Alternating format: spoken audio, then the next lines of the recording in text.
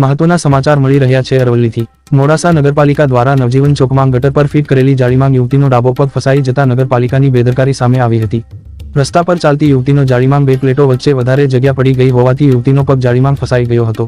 યુવતીનો પગ ફસાઈ જતા યુવતી બૂમો પાડીને રોતા લોકોના ટોળામાં એકઠા થયા હતા અને રોકપોકાણ કરતી યુવતીનો પગ કટર વડે જાળી પરની લોખંડની પટ્ટી કાપીને બહાર કઢાયો હતો। મોડાસામાં અવારનવાર ગટરના ઢાંકણા તૂટવાની કે દબી જવાના બનાવો સામે આવતા હોય છે, તેવા ચોમાસામાં વરસાદની શરૂઆત પહેલા તેનું સમારકામ થાય તેવું લોકોની માંગ હતી। વૈભવ રાઠોડ, અરવલ્લી ન્યૂઝ, મોડાસા।